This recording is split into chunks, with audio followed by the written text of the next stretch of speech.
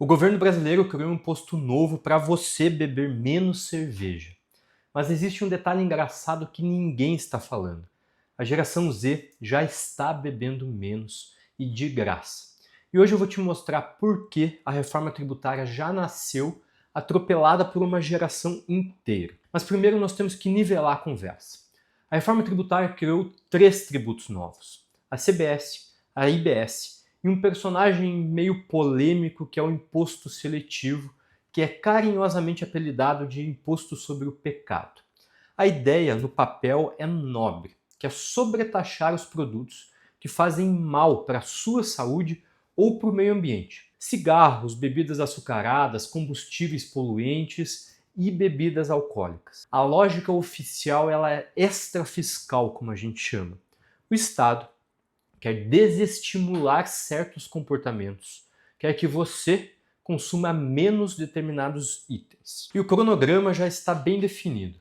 A cobrança plena começa em janeiro de 2027 e especificamente para as bebidas alcoólicas a taxação será escalonada, de uma maneira progressiva de 29 a 33, com 2 alíquotas, podendo ser uma sobre o volume ou outra sobre o teor alcoólico. E aqui, até aqui, parece tudo muito bom, muito racional, faz tudo muito sentido.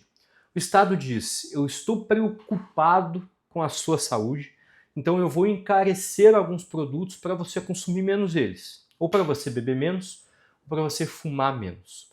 Mas aí a gente precisa parar e pensar em 2 perguntas essenciais. A primeira pergunta ela é mais filosófica.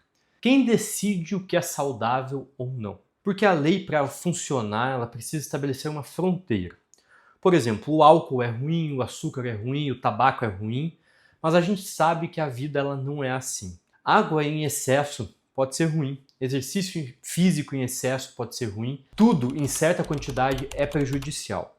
O veneno, diziam os antigos, meu avô falava isso, está na dose. Enquanto o Estado diz que isso aqui é um pecado, eu vou sobretaxar, ele está fazendo uma escolha moral disfarçada de uma escolha técnica. E aqui existe um ponto que me pega pessoalmente, que, salvo engano, é algo chamado princípio do dano, que é o poder do Estado sobre o indivíduo. Ele só é legítimo para impedir que eu cometa um dano a terceiro, nunca para me proteger de mim mesmo. Traduzindo em outras palavras, se eu tomo uma cerveja ou eu fumo um cigarro, um churrasco, o problema é meu, a decisão é minha. E o que me pega é o paternalismo estatal.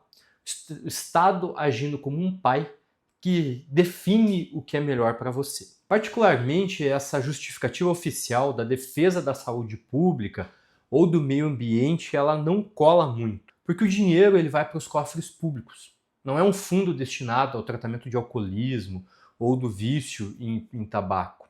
É caixa do governo, é dinheiro para pagar a conta de governos irresponsáveis.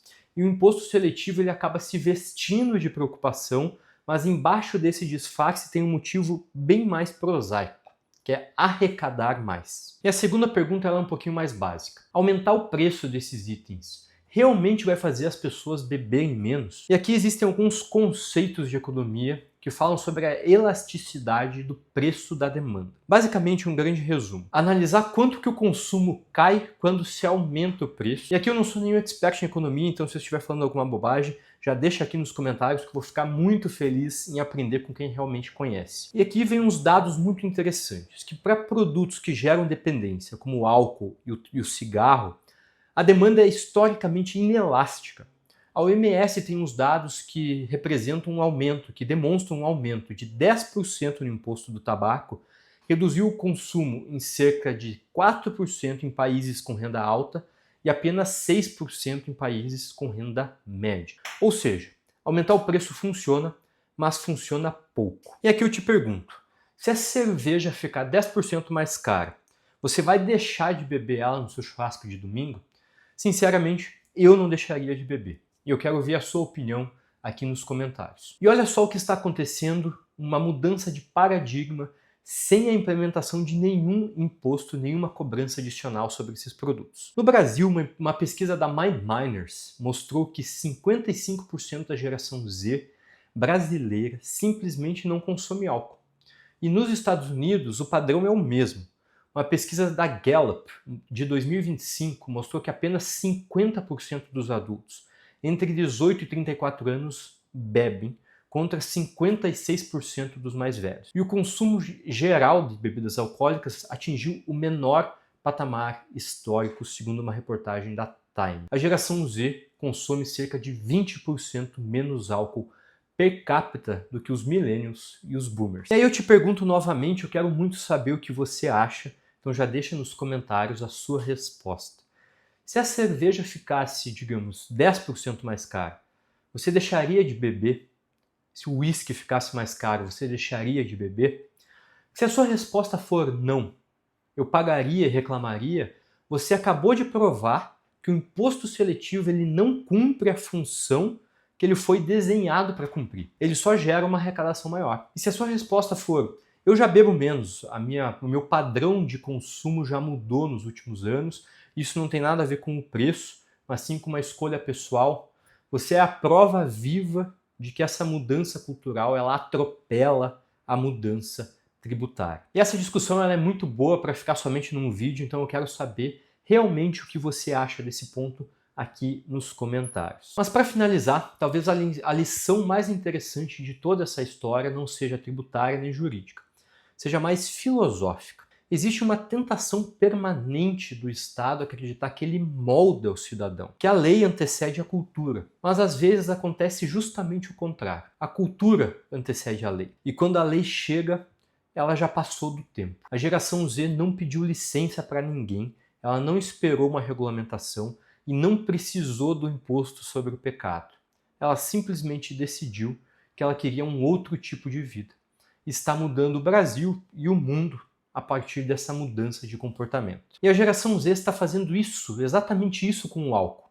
Os motivos que ela dá são muito mais reveladores do que apenas o aumento do preço. Autocuidado, não querer perder o controle, preferir lembrar da noite, saber o que fez na noite passada. Isso não é uma resposta a um estímulo tributário.